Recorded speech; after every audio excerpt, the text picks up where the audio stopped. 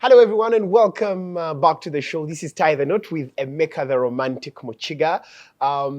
It's another beautiful episode. Thank you so much for watching. Thank you so much for subscribing. Thank you so much for liking, sharing, and commenting. We are growing. We are growing. And I promised you to always bring you inspirational couples in this country to come share their stories and you pick lessons. Now, there's this couple you guys have been asking for.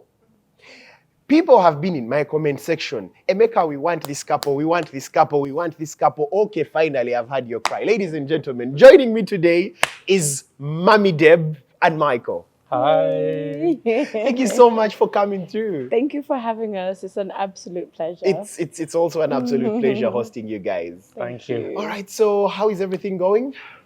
Good. Yeah, we're counting down the days now till the Maldives. So the big wedding in Maldives. big wedding, yeah. So the wedding is going to happen in the Maldives, and it's going to be the wedding of the year, if not the wedding of the century. No. All right, so no pressure. No pressure. No pressure. No pressure. I was going to be like, how can you have pressure? All right, so we'd like to know who is Mommy Deb? Mommy Deb is a mother, Okay. a wife to Michael Cleve, soon to be Mrs. Cleve. Mrs. Cleve. I'm a mother, I'm a wife, I'm a businesswoman. Yeah. I'm a Christian woman, I'm an Adventist woman. I'm Seventh Adventist. Oh, interesting. I'm a farmer. Nice. I am the proud owner of Bougie. Bougie. It's a luxury brand that sells clothes from London and Paris.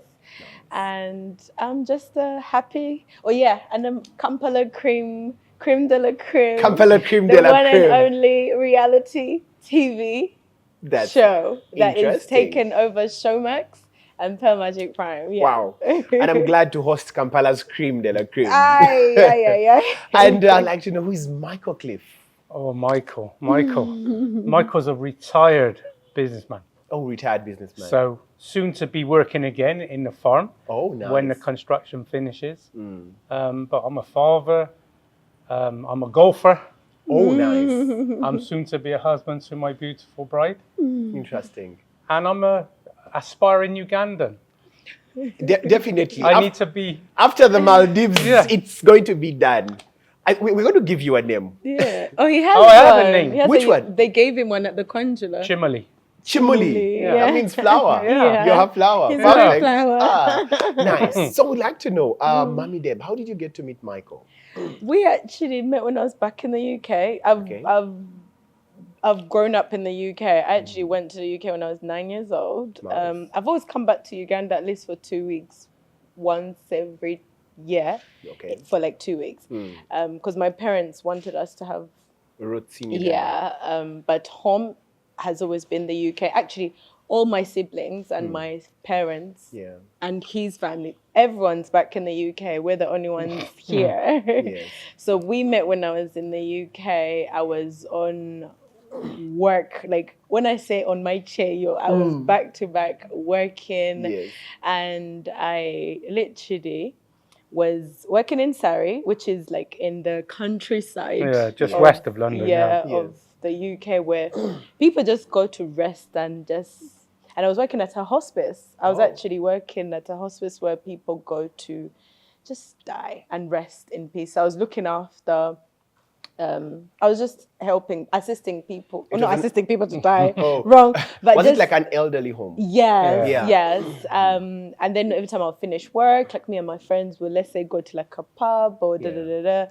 And I think I used to see, I think I saw Michael one time and I was actually Just in passing. Yeah, in passing. Yeah. Like I was coming out of work and he was there in his car and, we had a chat. And the very first conversation, I was quite intrigued because I think I never thought I would, like when I saw him, I never thought I would end up with someone that is Muzungu. You always wanted your African men. I honestly, I feel like this is what people don't realize. You tell yourself, I want this, but then when you meet someone and your souls meet, you forget all that. Yes. Yeah, so that's when we met. And then I think I saw him like a month later. he was very slow at the beginning. I think he took his time to really get to know me, because he was like, he took his time to dive in. Yeah. But then I think when he understood me and knew me as, actually the day I called him to be like, I think I'm cutting this off. I don't think I have time for dating. I want to focus on work. Yeah. He was like, before you do that, let's just meet. Like, let's just have a serious conversation. And then when we had a conversation, we never looked back. Wow. Imagine I was calling to cut him off and be like, yeah, I think this is a wrap. Let's call this off. Yeah, because I don't think I have the time. Yeah. All right. So when you talk to him, what made you change your mind about him and be like, okay, I think let me take this further? He seemed very selfless. Like, for someone to be like, I'm 3 hours away, Yeah. but I'll come. Wow. For someone to make you feel so important. Michael's a guy, I think what made me even stop talking to other people when I met him was, Michael's a guy that will drive 3 hours to meet you. Wow. Actually, when I came from Jamaica, he was like, I'll pick you from the airport. I was like, yeah, but the airport's 3 hours for you. He was like, it's okay. So he drove 3 hours to come to the airport, pick me up, and then drop me to my parents' house. Wow. Which was Another 2 another hours. 2 hours for him to then drive back to someone's.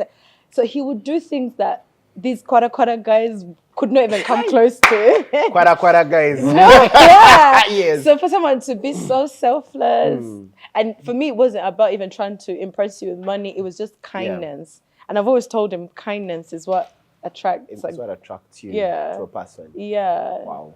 Very selfless. Interesting. Michael, when you saw her, what really attracted you to her? Oh, apart from the obvious. Obviously.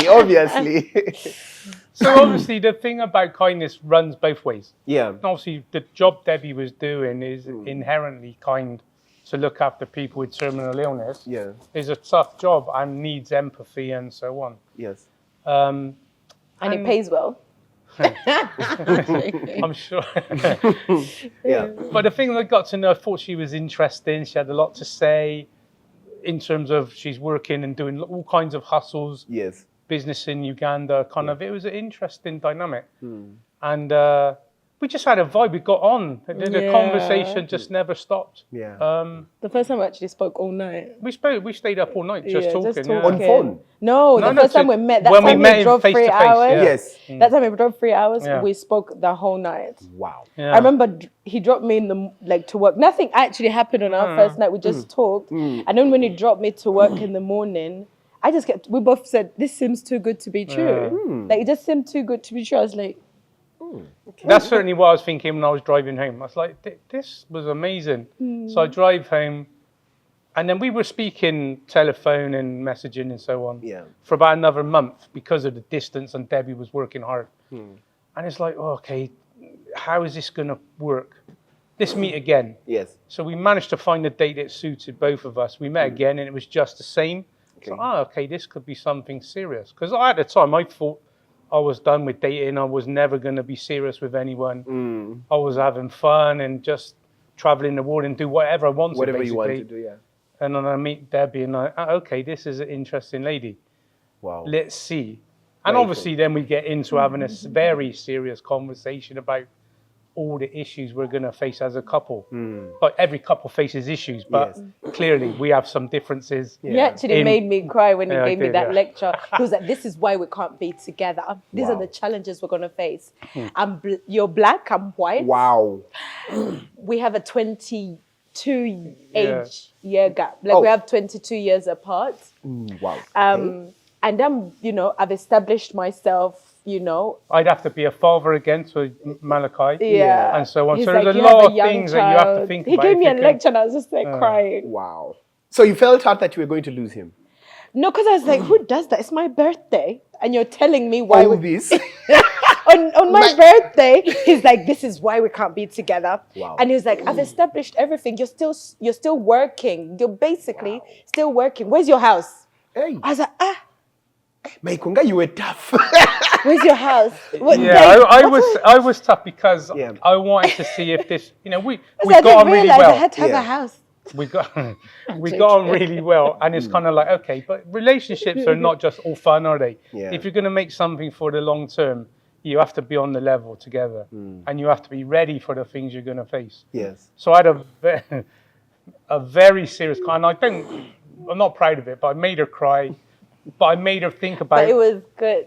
You go beyond all the fluffy bunnies and his flowers and Yes. everything Because it's rosy. like, what will life? Because Yeah, he's what like, will now life that we're be like? taking it serious, what Yeah. will life look like if we're together? And then I'm grateful for that conversation because I didn't realize that's him taking me serious. He's actually thinking, if I'm taking it serious, what's life looking like? Because Beyond this. after that conversation, he then made a plan. He was like, where are we going to live? Are you happy here? Are you happy in Uganda? Are you If we're to live in Uganda, what will it look like? And I'm like, I don't know. Wow. Yeah. Wow. So that conversation opened up your mind. Yeah, because I was like, I've never had someone, when they take me serious, they're like, where are we going to live? How are we going to do it? If we're to move to Uganda, what are we going to do? To be honest, I knew on the first date it was something serious. Oh, did you really? Second date was just confirmation. Next time was, okay, let's now talk seriously. Yeah. And that's how fast it was Yeah. for me. Because when we got serious, like really serious, I think he was like moving. Actually, he told me, you need to stop. He didn't say stop working, but he was like, we need to find a way to make this work. Yeah. So I think that's when I moved into Somerset, and then what I was making at work is what I get in allowance. Oh, he was giving you allowances. No. Now that's what I was getting in salary is what he gives me in allowance. In allowance. Yeah. So there was no penalty to stop him working. Yeah. So that's whether I'm working or not. It doesn't. And then he told me to. Actually, he asked me what I was saving up for. He's like, what is keeping you Kucheyo? So I was like, I'm saving up for my farm. I want this. I want to save up for this. My businesses were recovering from COVID. Yes. So I was like, I want to get my businesses back to life before COVID. Yeah. And he was like, how much? How much? So I was like, and then what I asked for, he actually gave me double. And then we've expanded the farm. We Wow, expanded that's nice. Bougie. And then he was like, bring your son from Uganda. Let's see what life looks like. So we spent time in the UK. Yeah, because at the time, because yeah. Debbie was working, so Malachi was living with I had her sent mum my and son dad. back. I had sent my son back to Back to Uganda, Uganda. so that I can focus on work. Yeah. And then I was just working 24 hours, 7 days a week. And the day I'll get off at work, I'll take the train to Paris, shop. Actually, you get to Paris like at 6 a.m, shop the whole day, and then you're back in London in the evening, take it to the cargo, and then back on the train in Surrey. So it was a hard life. So all this shopping was just for bougie. Everything I was doing Yeah. was for bougie, and then saving up for chicken feeds Yeah. Wow. and chicken cages. And Okay. let me first get this straight. Mommy Deb, when people watch you on Kampala Cream, yeah. they'll say, this is a slay queen. I've never been a slay queen. You should get? see me. Aha. Now, people will think that this is a slay queen Yeah. who has gotten all her money from Michael. But whatever you're saying, people do not know that other side Yeah. of the hardworking Mommy Yeah. Deb. No, I've been very hardworking my whole life. I think I touched on it just earlier. That Yeah. was one of the attractions, that Debbie was a hard worker. hardworking, clever, resourceful businesswoman, as well as hustling and doing all the things Yeah. that she was doing. And the recovery from COVID was difficult for everybody, even in my business. My business in UK did well out of COVID for various reasons. Because of her. No, because of circumstances. Yeah, circumstances. But when I met Debbie and she told me her background and what she was doing, okay, this is not a...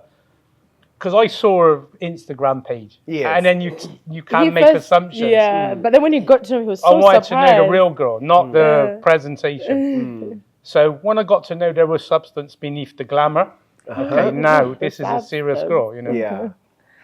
Yeah. Wow. So, Mommy Deb, what you're trying to say is that for the ladies, for the bougie, for some of the, or most of the bougie ladies out there, who people look at as slay queens, there's something beyond their glamour. There's hard Not work. all of them. I can only speak for myself. For yourself. Because I've grown up. I've been working since I got my national insurance. And that's the permit you have to work in the UK. In the UK. So for as long as I've been legally allowed to work, I've been working.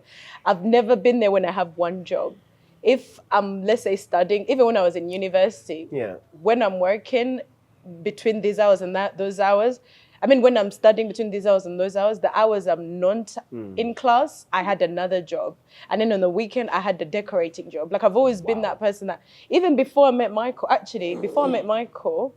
and before, because I've been married before. So when I was saving up for my marriage and the wedding, I quit, because I've not always done like Cheyo. I just realized the Cheyo later. If you're watching this and you're working a 9 to 5 in the UK, get yourself a Cheyo, because those jobs pay way more than your 9 to 5. Yeah, I was doing a 9 to 5. I was actually at uni. I studied business with law, and my first job was a legal PA. Well, my first job after university, I started my first business as a decorator after university, but then I was doing that on the side. But I was a legal PA, and in the evening I'll do nursing jobs, and then I had a weekend job. So I've always been that person that if I want something, you can't tell me I can't get it. I will say, how much does it take? I mean, how much do I need to get that? And then that's how many jobs I would require. I'll say, I'll work here. Wow. If it means to, on Sunday, for me, for as long as I'm healthy, I will say, if I have a Sunday that's free, I can even go and collect money. With, these karaoke places, this is in the UK. I had someone that was like, oh, they need someone to collect money at the door. I was like, yeah, I can do that. How much are they paying? Oh, £100. They're like, I'll do it, because I have a free Sunday. I was like, I have hours on Sunday. So for me, I've always said, if I want something, nothing can stop me from getting it. Mommy, I'm so carried away by your story, because people, people will always talk. People think, and I'm just taking it back to you. People will think that for a person like Mommy Deb, you've not worked so hard. But your story is quite captivating. I used to be those people when I did get into the home, when I was working in the nursing home. I used to be that person that if you want to cancel a shift, Mommy Deb will take it, because everyone's like, oh, that one, she'll do. She'll be there. Yeah, she'll work. So I've never felt sorry for myself. That's the only people I can't get on with. I can't get on with lazy people in my life. Your whole life has been about, I want this, I'm going to work hard for it. It's how my parents trained me. My parents, we've all grown up in the UK. And my parents have always said, if you want something, you work for it. know? And I think that's what Michael likes about me. And people could think just because I'm dating or married to Michael, I can just say, Michael, I want this, and he'll give it to me. Michael, you tell him, Michael, I want this. He's like, and how are you going to get it? Michael is the type. So this thing about, there are obviously differences in our background and culture. Yes. But that is the same. My parents taught me exactly the same as her parents. If you want something, no one's going to give you it. You're going to have to go and earn it. And pay for it yourself. That's it. So we grew up. So our cultures are clearly different, but some of the values are the same. Or lots of the values are the same. All right.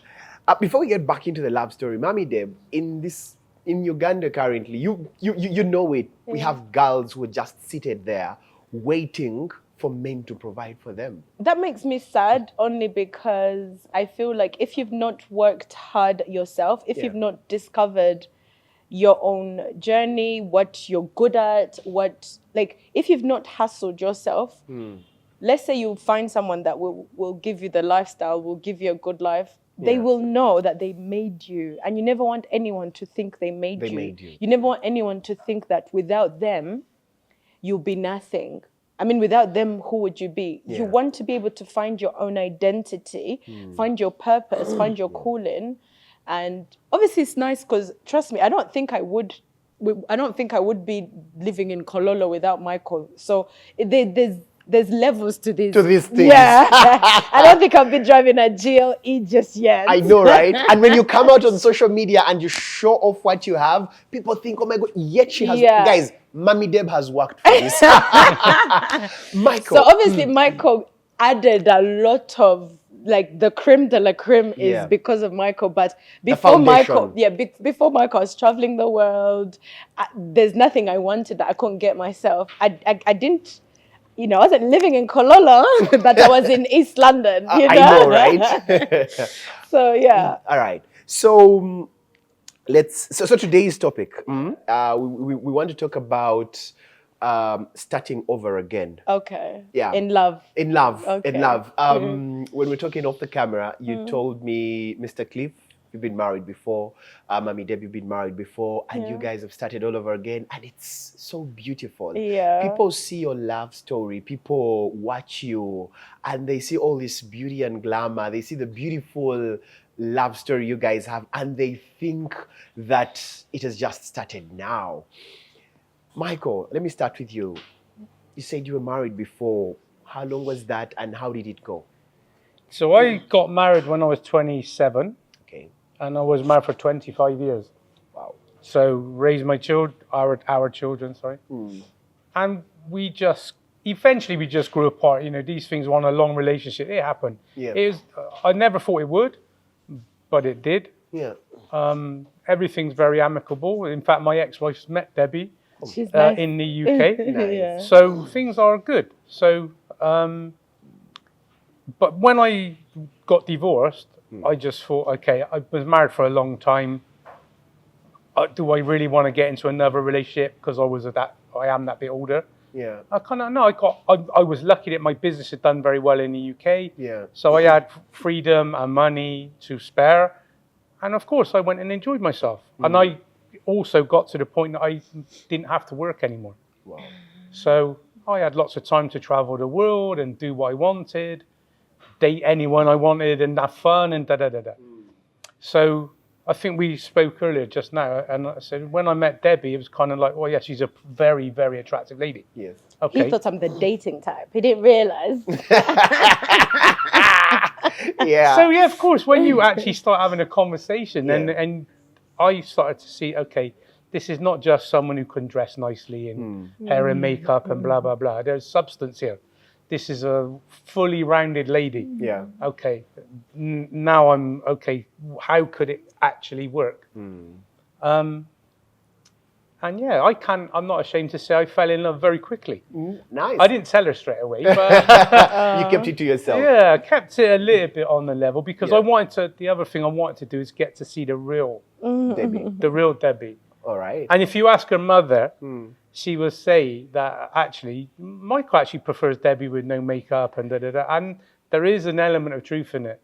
Because she went back to Uganda and sent me a picture of her sat with her grandmother on the floor, not dressed, In plain, Masulita, in Masulita. And okay, this is the real girl. Now I see the when I real saw lady. that was like, that's the one. she's the real Debbie. And that actually, she could trust the relationship enough to send me a picture where she's not made up. And, Wow. and okay, now I'm seeing the real woman. Wow. So yeah, it was a surprise. It took me by surprise. I never thought I'd ever get serious again in my life, and I'm very lucky to say that I found You finally found her. my girl. Wow. Yeah. That's beautiful. Did you okay, you said you didn't know, you didn't think that you'd ever what are some of those fears you had about dating again or marrying again? It wasn't fears about that because I wouldn't do it otherwise. Yeah. It's just that you just think it's unnecessary. Why would you? Why would you get into a serious relationship when you don't need to? Yes. Why would you start to give up your freedom? So if man, if anyone's a single man, and you've got money to live and time, you get up when you want, you go where you want, you do what you want, you play golf when you want. Oh, tomorrow I'm going to Portugal. Nice. Book the flight. No, go. I'm saying this is the life I had. Yeah. It's That's the like, life you had, actually yeah. to give that up in inverted commas. now you is have a to lot. tell the wife. Now then if you want to do anything, now you have to Talk to the wife. and And she has so to on. approve? Yeah. Ha! Do I need to? Kind approve? of, No. yeah. Kind of. Michael would just be like, just so you know, I'm going. So your lifestyle changes for sure, and the way you have to communicate and share and so on is very different to when you're single. And now we're talking about getting married. Well, we're getting married again. Yeah. Talking about children in the future. It's kind of starting your life anew. as if I was a young man again, which is are nice. young, It keeps me young. yeah. It me is too, nice to yeah. have, yeah. All right, interesting. Mommy Deb, you've also talked about you being married before. How long was that, and how did you transition from that marriage with children to like, okay, I've met Michael and let me start over again? So I actually, I came from the UK and I met someone when I was here on holiday in church. You met in church? Yeah, we met in church at the Advent Center, and we started talking, decided to get married. I was like, hey, so that means I'm moving to Uganda. What does that look like? If I'm to move to Uganda, I want to earn like a certain amount.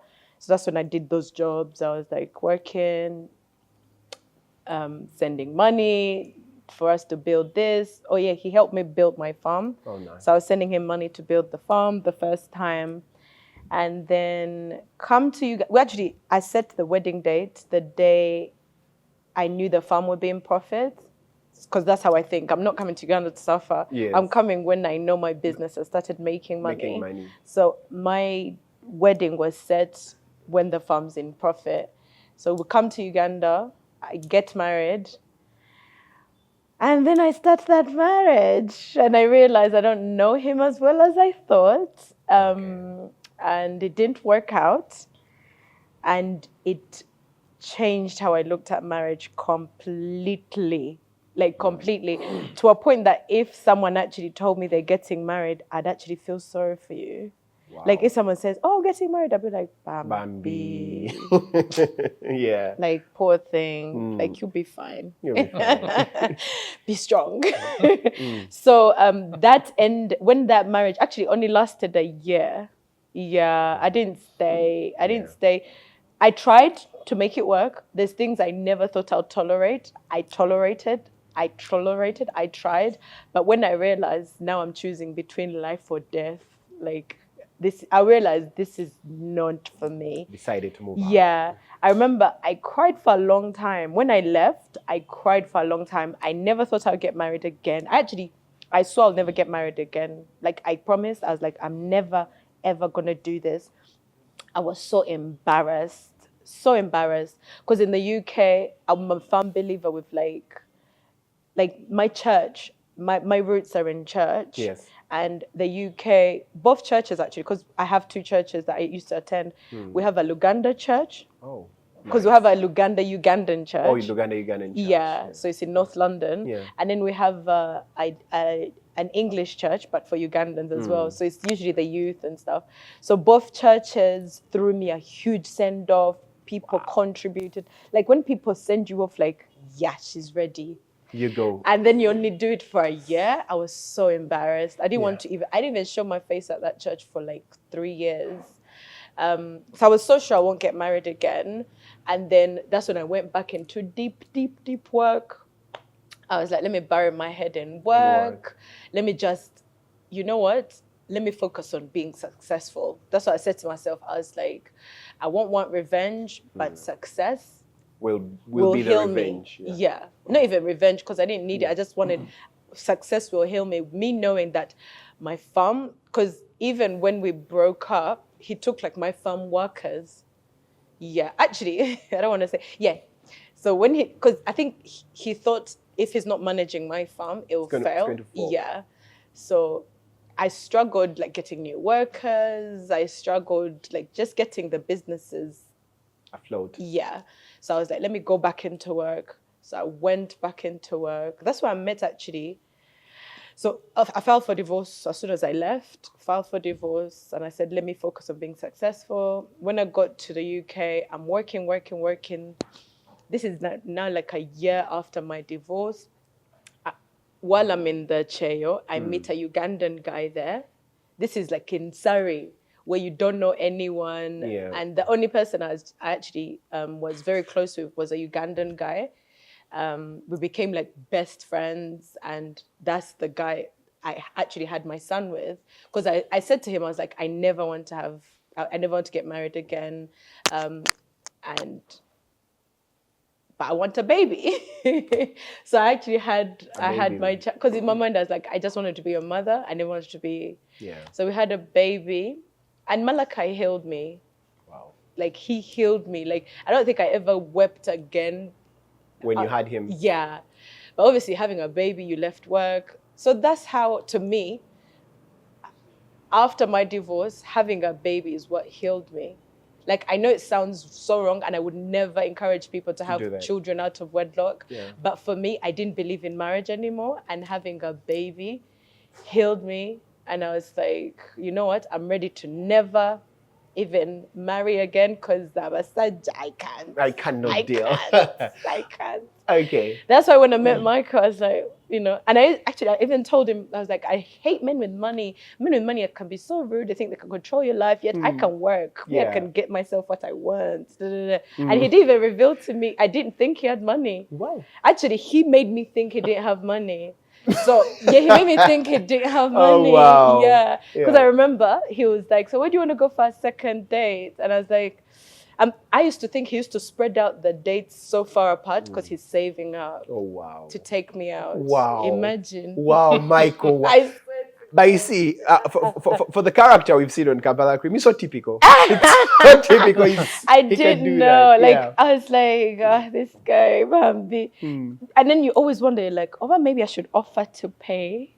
Like, really? I swear to God, because I liked him as a person. His personality, would laugh, would talk. Like, we'll drive for hours. Talking and laughing.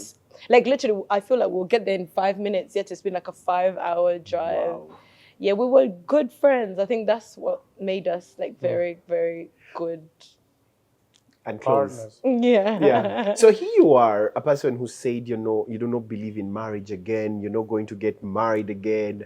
You're getting married. I know. In the Maldives. I know. What changed your mind? Michael, I swear to God, I used to think it's a cliche when people say, when you know, you know. But when I met, like when I got to know Michael properly, I knew I never wanted to like be with anyone else, because I was like, who does things like this? Yes. Who literally waits for you for hours at the airport? Yes. Just like for me, I like nice gestures. I like people that show you they're thinking of you, very thoughtful. Yeah. For someone to be like, how can you be here and your child's in Uganda?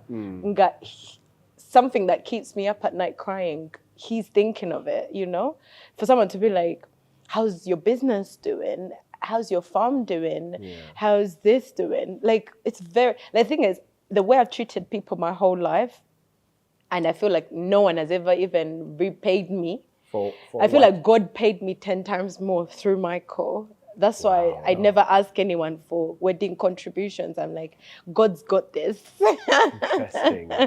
Wow. Yeah. Wow. Quite a beautiful story. When I met his heart, it's his heart. Like, he's naturally selfless. Because in fact, when we moved to Uganda, I was like, Michael's gonna change. These Kampala girls will chew him left, right, and center and spit him out. They will chew him and return him back to sender, broken and, But I told Michael, I was like, and then he was like, do you know what? To reassure you that I'm not going anywhere. Yeah. Actually, when he bought the penthouse, he just gave me the title there. The penthouse in Kololo. I look at the title, and he's put my name on the title. Wow. I was like, what Muganda man would? Baganda man. No. But I just feel like, Michael does things like that. Yeah, like I was like, what? Ha. God. Which Ugandan man would put a penthouse in Kololo in your name? In my name, just to make you comfortable that I'm not going anywhere. Like, kakana, tula. You just cook. Just cook. Yeah, you just cook, look after me. Yeah. Yeah, don't worry. I got this. All right. So, Michael, you get into a serious relationship with Mommy Deb, and it's an interracial marriage. So, we'd like to know, what are those cultural differences you faced getting married Well, to a beautiful Ugandan woman? let's go back to when we were living in the UK. So Yes. we'd become serious. Yeah. I invited Debbie to move in with me.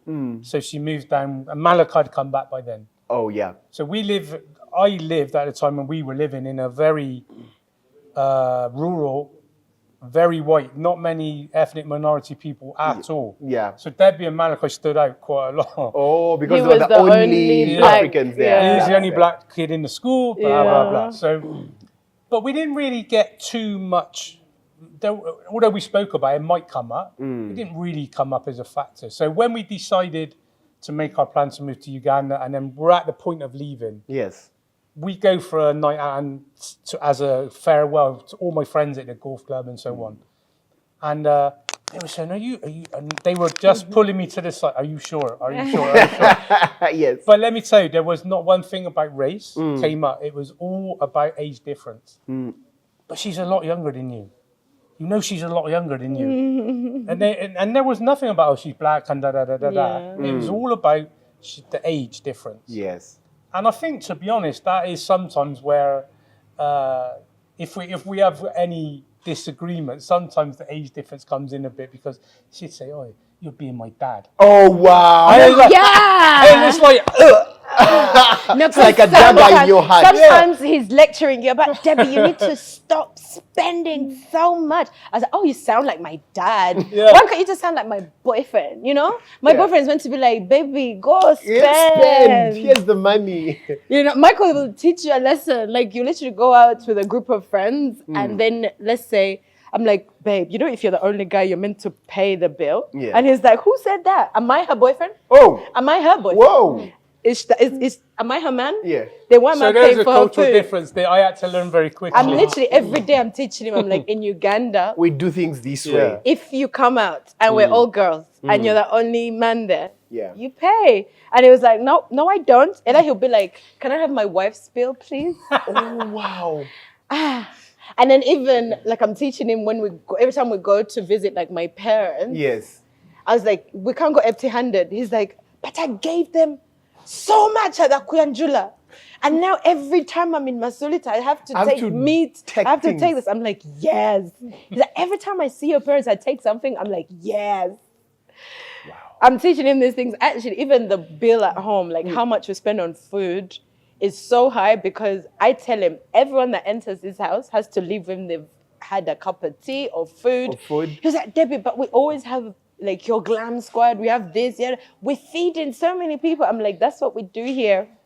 And I'm teaching him about like when people die here, you have to give them money. When someone's like anything that happens, you have to send money. Send money. But that has kind of played me because I've been teaching him that culture. But then he was like, Debbie, how come when we are going through stuff, these people are not there for us. We've never had someone give us even poo.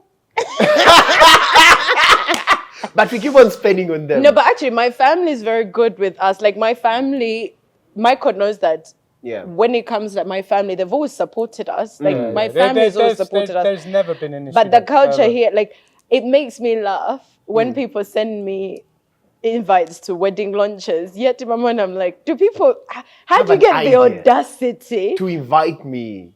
How do you say, Mbo, I have a wedding meeting when for Kuchala Kwanjura wedding, no one has even nothing.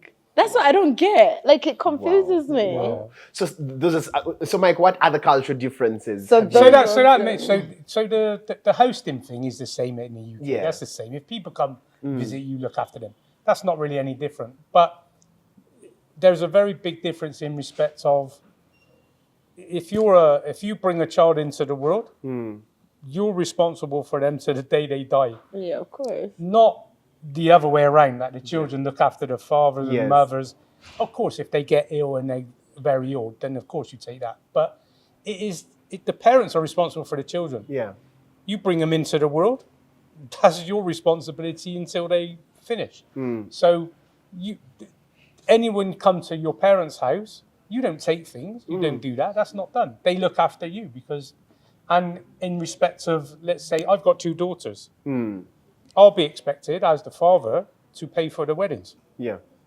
Not the man coming into the relationship is expected to pay the dowry and the wedding.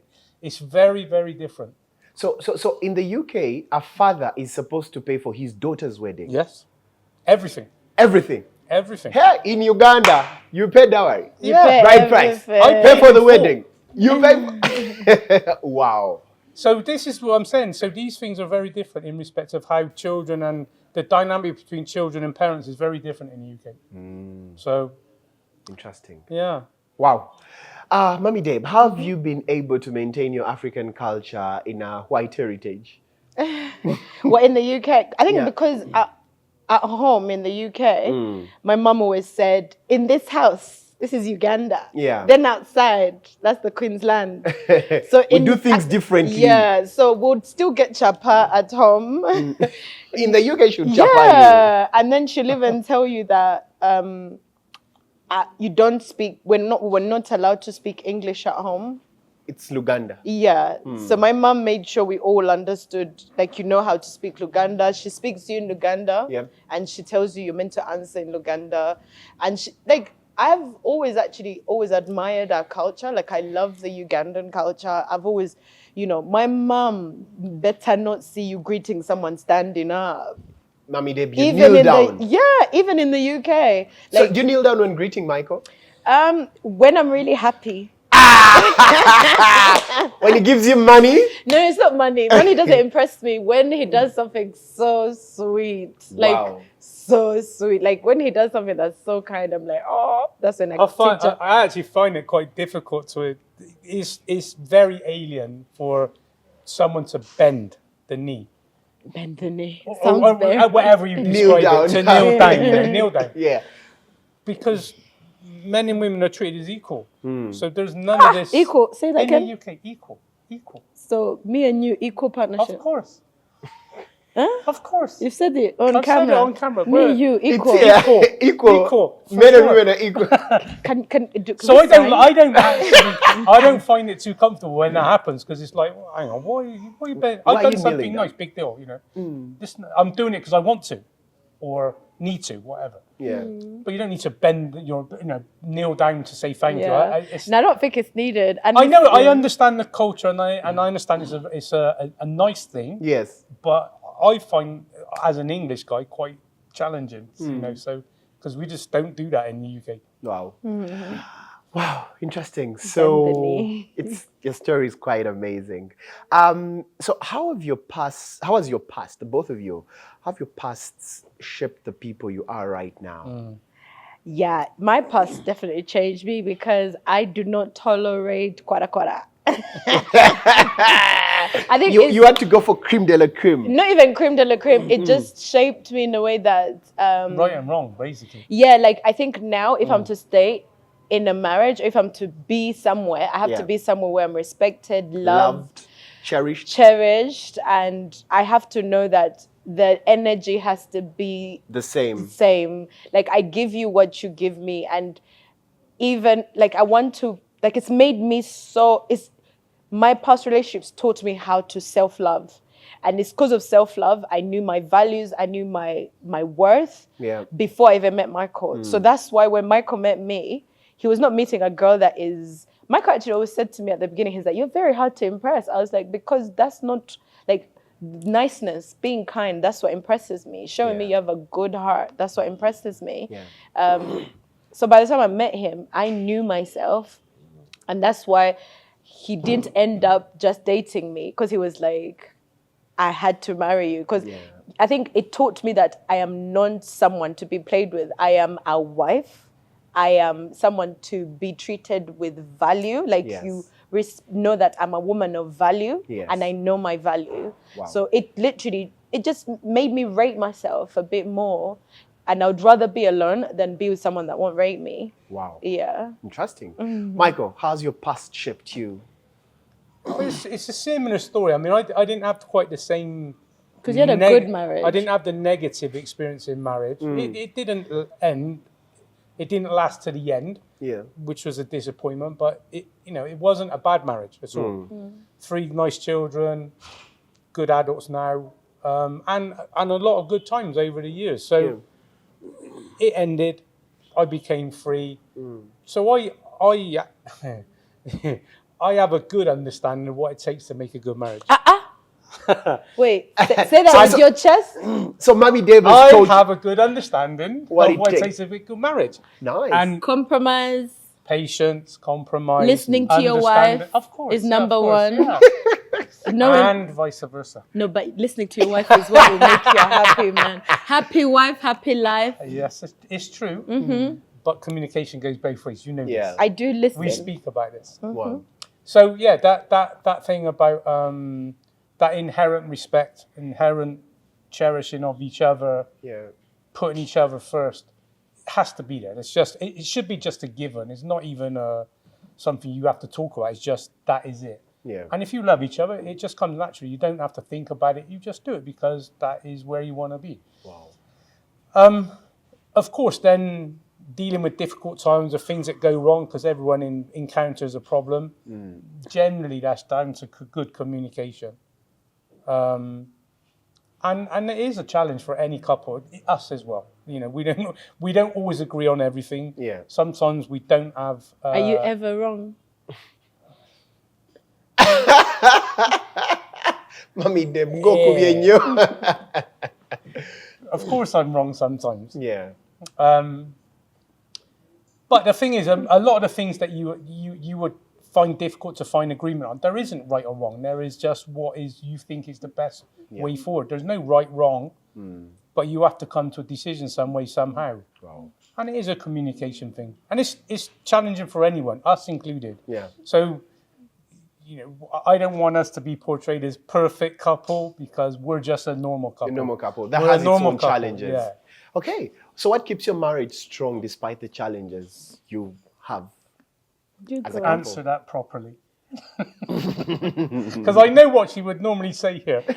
No, because I always say intimacy is very important. Yeah. Quality time. Because Yeah. I think we're blessed. What I would say makes us is because we're blessed that we don't need to wake up and we're not needed to be anywhere. Like I can wake up and choose we're very to fortunate. say, We're blessed. We are blessed. yeah, like Michael, pretty much his schedule works around me. My schedule works around him. So we end up with a lot of time together. Yep. And that's a good thing. And also what helps us, like, Well, I mean, from my side, we spend a lot of time together, more than most couples would, I'm sure. Because if you're both working or one of the partners working, you have to spend time apart from work. Yeah. We kind of work together, and what we do, we spend our time together at home and so on. But I also very mindful that actually you do need something to do on your own. On your own. So if Debbie ever says, I want to go out with my friends, I want to do this, I want to do that, I never say no because, okay, that's what she needs to do. And it's good, it's healthy. Yeah. My thing is playing golf, so I go and play golf. So Debbie never says, "Oh no, don't do that." We give each other some freedom on the knowledge that actually. I've actually never said no to you doing any of it. No, exactly, Yeah. exactly. Interesting. So it's all about understanding, spending quality time. I think it's because I trust him. Yeah. I trust that he knows if he lost me, he will die. Interesting. I would be upset, that's for sure. Yeah. What do you mean upset? Like, it'll be a bad day. It would be a bad day for sure. But the thing is, that thing about spending time together, it helps a lot. Quality time, we do that. Yep. What would be called quality time, going out for a meal and whatever. Yeah. But actually, just doing the things around the house, the basic stuff people would say was a bit boring, just mundane. We do that together and enjoy our time together. So it's just, most people wouldn't call that quality time. I do because I don't think it's quality time us spending the day watching Netflix. No. I think quality time is you taking me out for a nice meal. Yeah. Even if you're sitting down watching Netflix together, that's quality time, Dave. No, but that's what most people would say quality time is doing the... When you're eye contact. Eye contact. Yeah. So how does this make you feel? How's Bougie doing? So how are you feeling about golf? Just sitting across the table, And eye contact and understanding what the other person feels if about. If you're sat on the other side, it's usually looking at each other. That's what I meant. What's wrong with you? Oh, wow. You guys are an interesting couple. Anyway, so Michael, have you made friends in Uganda? I've made some friends through golf. Many, Through golf. Through Debbie's friends and their Suppose, husbands. yeah. I've made some friends, yeah. So I've got a group of friends I've met through golf now, and His I'm best quite friend is actually. Let me not reveal your best friend. Because Debbie always says you don't need friends, Is and it- to an extent that's true. I'm quite self-sufficient. Michael's Yeah. life is Debbie. Yeah, Okay. I don't need friends as such. As such. But if you go back in when I was younger, of course, it was a bigger thing. Now I'm that bit older, you can be a bit more self-sufficient and independent. So I've got some friends. I'm very settled here. Count me in as one of your new friends. No, but he does have someone he vents about when I've upset him. Two actually. Two of them. Yeah. Dave and Interesting. Joel, Yeah. That's good. Okay, as we were about to conclude this, it's really been a beautiful discussion. I've got to know. Okay, I knew you from way back. I knew you from way back. But the people watching you out there, and you've told me something new about yourself, that people see this bougie lady, but they do not know that behind the bougie lady is a hardworking iron woman. Yeah. That is quite captivating. And I would want you, Mommy Deb, let me start with you. I want you to give advice to the young girls out there who think that life is all about men giving them, who don't think that, hey, I need to wake up, go work hard. I want you to tell them that, hey, the person you think is a slay queen, come on, is a hard worker. And also, secondly, give advice to the people who have been in bad marriages but want to start all over again. Yeah. I'll start with is this the camera I'm Yeah, looking in? that's the I'll camera. start with the ones that have been in a bad marriage. Yeah. Or if you feel like you've given up on love. Yep. I am a strong believer that God created marriage to be like a heaven on earth for you. Like they say a good marriage is like a taste of heaven. Yeah. And I think that's what God wishes for all of us.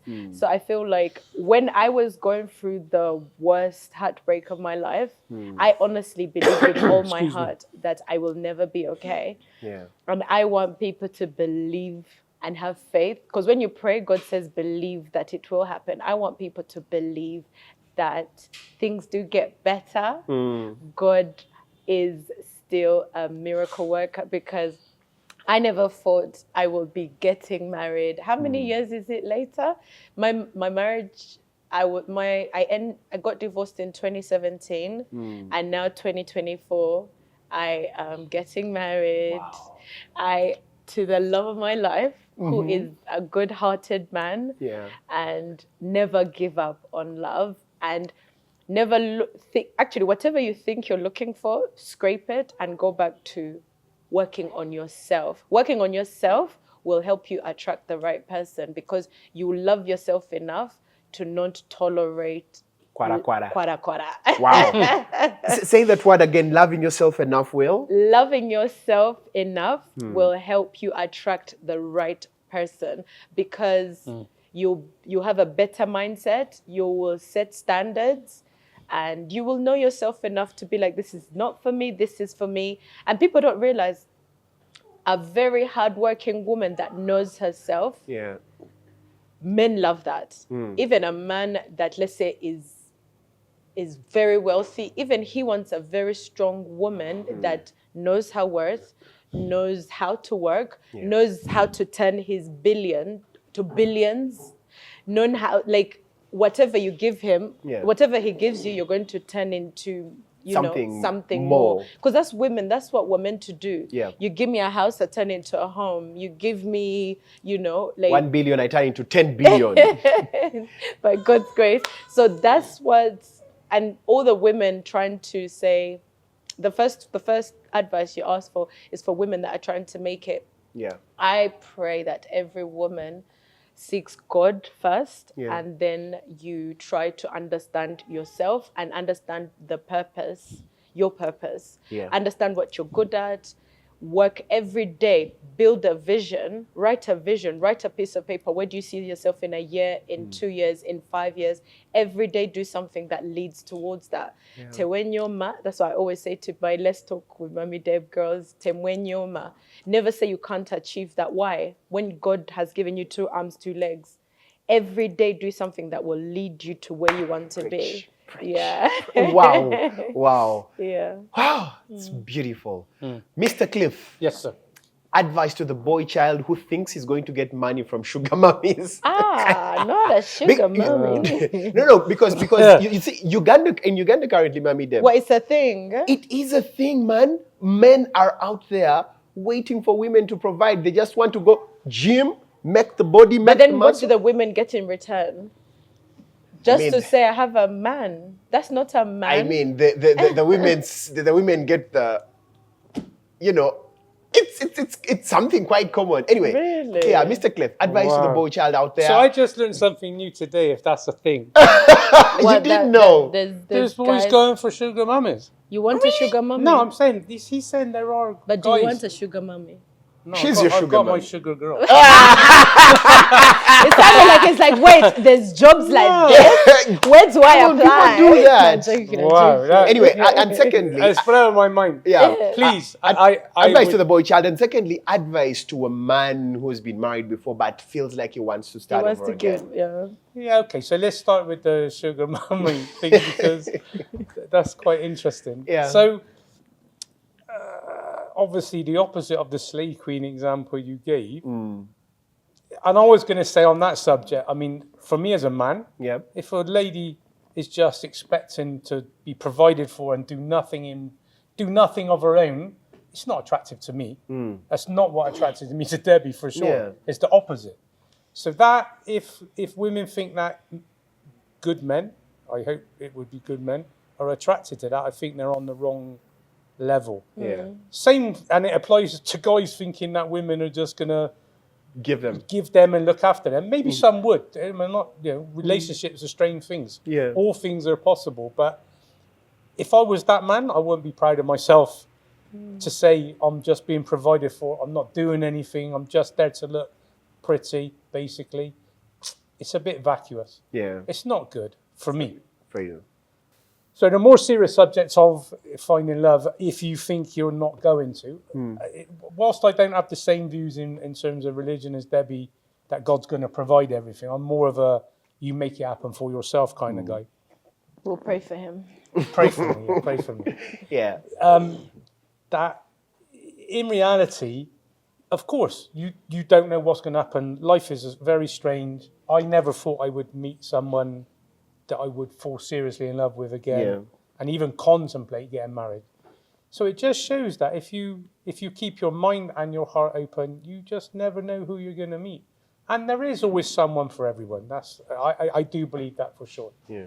So it happened for me. It happened for Debbie. So we're an example of never give up the faith, you know. Yeah. Wow. Beautiful. This has been one of the best interviews I've had. You're the best couple I've had. Can I ask him a question? Please ask him a question. What makes you sure about me? Like, what makes you sure that this is the girl? Like, what makes you sure this is forever? Well, because of your heart, Oh, really?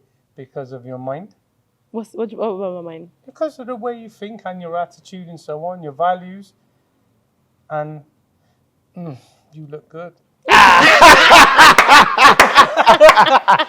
Let's not be nice. Where's the lie? Where's the Let's lie? not be nice. So where's the lie? No lie. No Okay. And as we're concluding, let me start with Michael. I want you to look at her and assure her.